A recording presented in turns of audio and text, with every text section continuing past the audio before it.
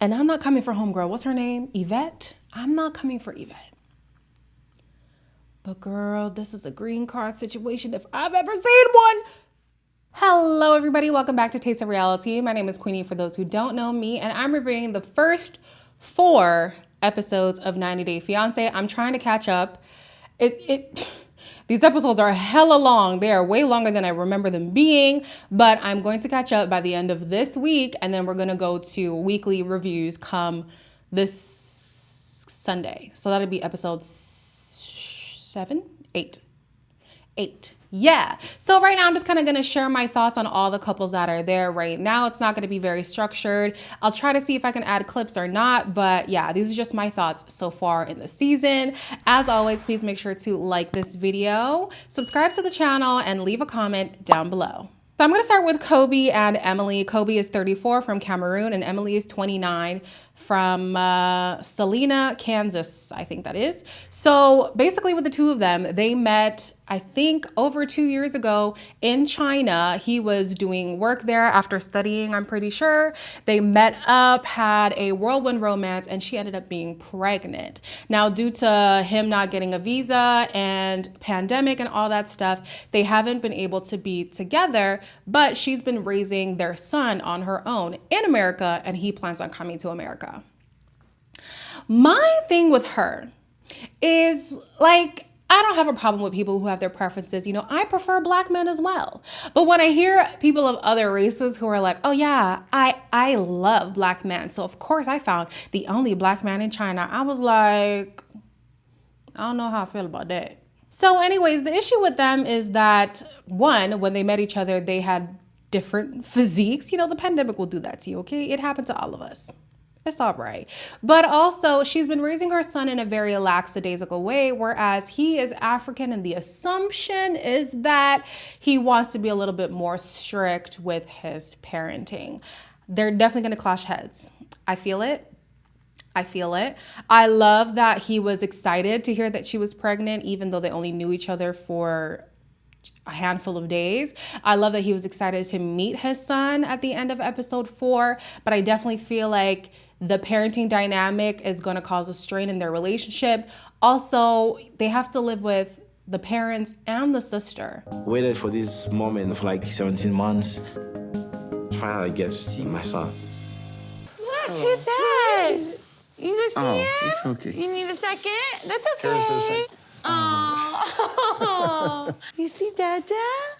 Oh my Don't God. be shy. You can give him a hug together. Oh. That is 5 adults, a toddler, all sharing one home that has 1 full bathroom. Couldn't be me. I'll tell you that right now. It could not be me. Next, we have Benny, who's 31 from Ethiopia, and Ari, who's 30 from Princeton, New Jersey. If I'm not mistaken, we've seen them before. I'm in and out of 90 Day Fiance, honestly. But basically, they've had a child, and he has another child from a previous marriage. However, that lady up and left with the kid, and he's never heard from them ever since. So for the last little while, what's her name again? Ari was living in Ethiopia, but because her son had a medical emergency, she had to go back to the States, and then her temporary trip was elongated, right? Due to the tension between them, he was having trauma from his last experience where his wife just dipped with his kid, and then the distance and all that stuff, they weren't on speaking terms for a long while. But now she was back in Ethiopia, and they plan on all moving to America together. With Benny, I love that he loves being a father. I love that he genuinely loves Ari. However, your family is going to be the reason why this relationship goes to the pits. I was going to use a different word, but we're trying to be PG right now. Your sisters are horrible. They're horrible to this woman. And it's so sad because all she tries to do is really be a good mother, be a good partner, and try to be a sister to his sisters, but they don't treat her nicely. There was even a moment where he had been withholding the information that he was going to America until the day before, and it blew up into a whole situation, child. This is her fault.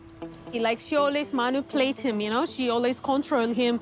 She's control freak. I would never tell him not to tell his family. That would see so up on so many levels. I would never do that.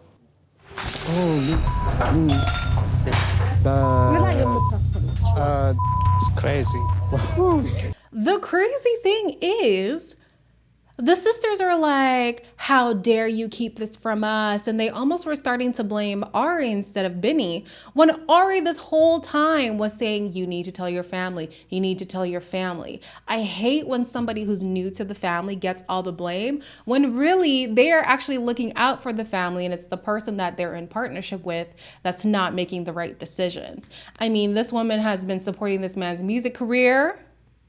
I'm not going to comment on the music because maybe culturally that music's banging over there, so I'm not going to say nothing. But she's been supporting, okay? She's been supporting. And she's had to deal with these sisters who are honestly tyrants. And the least he could do is have her back. But he's always like, oh, I don't want to get involved. It doesn't have to do with me. It does have to do with you. Because these are your sisters. And this is not only your wife, but the mother of your child. You now have this family to be accountable to. And I don't like that he's not,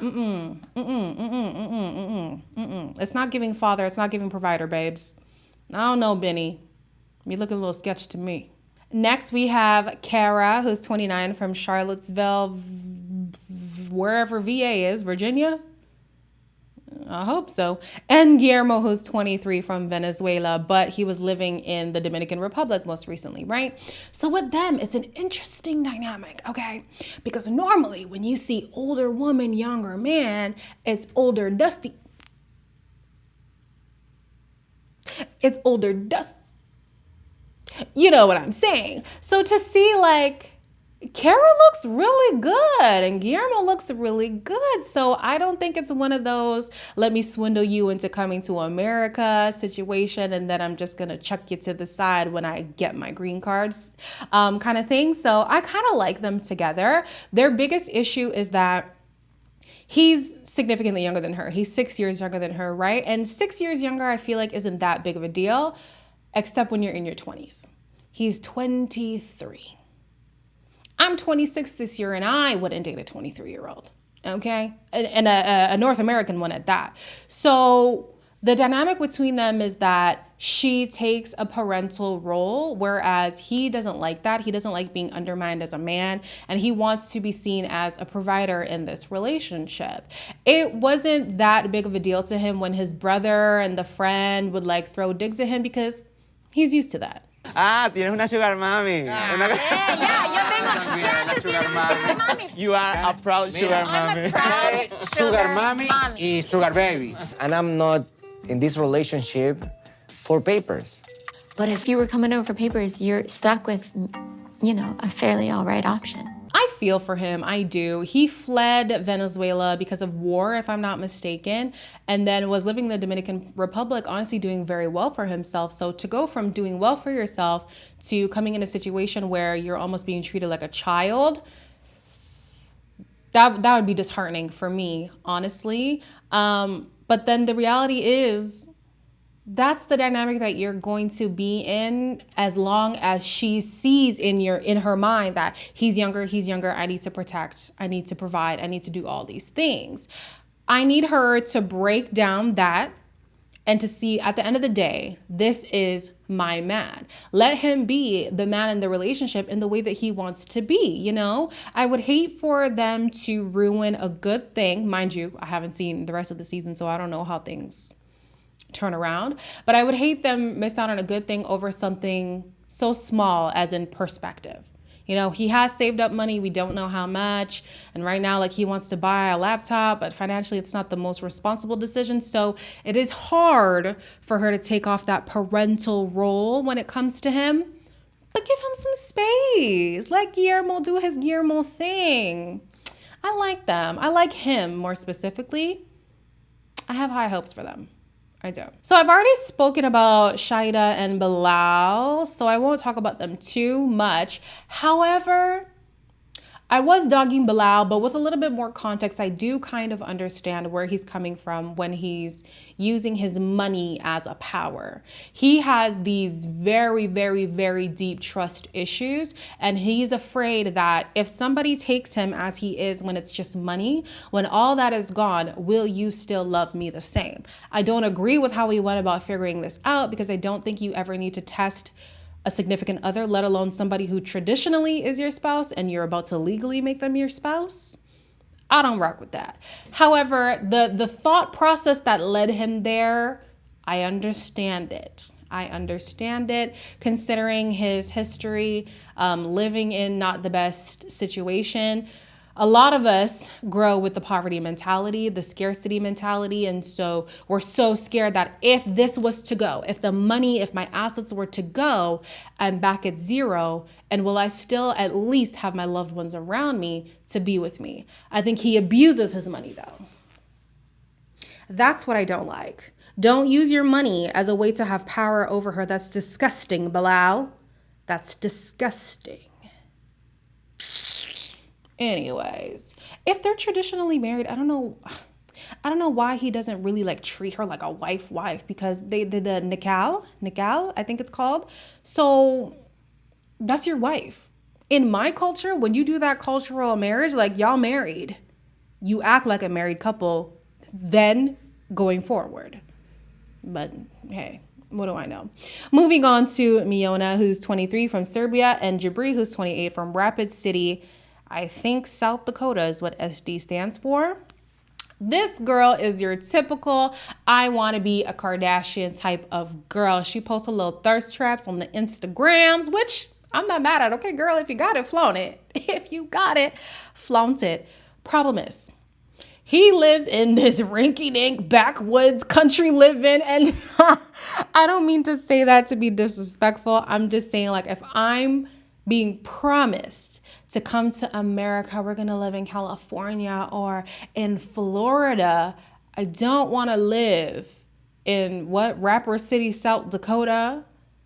No, absolutely not. To make matters worse, they have to live with his parents because he fell on hard times because of the pandemic. And the parents are not really treating them as adults. They have chores for them to do.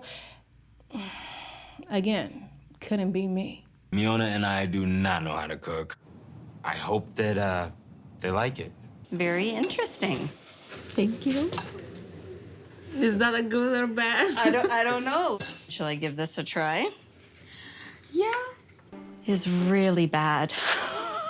The food is awful. I'm not sure whether the chicken is actually chicken. Maybe rubber. I do feel like Miona is a little bit inconsiderate at this moment because he doesn't want to live with his parents. He doesn't want to live in the country. You know, he's trying to get his band back up and running. He fell on hard times because of the pandemic, as we all did. So to pinch pennies where you can is something that you have to do in order to achieve the goal that she wants to achieve. And honestly, he wants it as well. He just can't financially afford it at the moment. But then I'm also like, she was promised a certain lifestyle, and so it was up to him to grant that to her. We'll see. We'll see what happens between the two of them. I do think that she's very young. She's probably going to be in this mindset for a long time. So Jabri better step up or step out. Okay. Up next, we have Mohammed, who's 25 from Egypt, and Yvette, who is 48 from Albuquerque, New Mexico. Is that New Mexico? These two are 23 years apart. And I'm not coming for homegirl. What's her name? Yvette? I'm not coming for Yvette. But girl, this is a green card situation if I've ever seen one. Because this man said he is coming to America to be with a woman who is like a mother. He was a virgin. Was he a virgin with you? Oh! No, I did not know that. Hold on. We were just basically so convinced that this is the one. So I think that that's why, we went against things, even though, you know, it was breaking rules. I don't doubt that he finds her attractive. I think he does find her attractive. I do think he finds her attractive as a motherly figure, though. You know, he will not want to step up as a provider in that household. He will not want to be the head of no household. Nope. Do his laundry, cook his food, damn near wipe his bum if he doesn't feel like it. Like, that's what he wants. He's looking for a motherly figure. And unfortunately, Yvette fell for the bait. You know, her friends aren't on board with their relationship. But I mean, at the end of the day, what are you going to do? If somebody's going to do this whole 90-day thing, they're going to do it. No way about it. But yeah, I'm like, Yvette, girl, it's reminding me of the situation seasons ago with the bigger lady and the guy. I think his name was Muhammad too. He has told people that I smell and I peed on him. She has some stuff that I don't like. I complained about. You know what? I don't even want to know. And it was very clear that he did not have sexual attraction to that woman, and he purely was coming for a green card. At least in this case, you can sense some semblance of attraction, but it's also giving me a green card. Also giving me a green card. Like y'all know, I haven't finished it, so if that's already happened, don't tell me in the comments. Don't tell me he's already left her. But I feel like he's gonna leave her. So up next we have, Patrick and Thais. They haven't really gotten into them too much, so I'm not gonna comment on them. Oh, but they're the last ones. Yeah, so basically with them, he has to share his location a lot with her. She has a lot of trust issues when it comes to him. It says bar. Yeah, it says bar. Oh, so okay. She's not too happy about it. Yeah, I'm sure. No, but that's how it is. I'm used to it now. I mean, she lives in another country. Ah. She doesn't know what's happening, so that's why I give her my location. As long as you're okay, that's all that matters. He was a professional weightlifter, like Olympic level, but then he got caught with drugs in his system, illegal drugs, not once but twice, lost his whole career. He was gonna be married at the time, lost that lady, then he was left in the house by himself, like, whoo! The man really did a number on his life. But yeah, he's currently with his woman, Thais. She hasn't arrived yet, so there's not much to talk about them. But I will make sure to catch up by the end of this week. I promise you, I will have a video coming up in the end of the week, maybe Thursday or Friday, about episodes 5 to 7. And then tune in Sunday night for a review for episode 8. As always, please make sure to like this video, hit the notification bell, leave a comment down below, and I'll see you in the next one.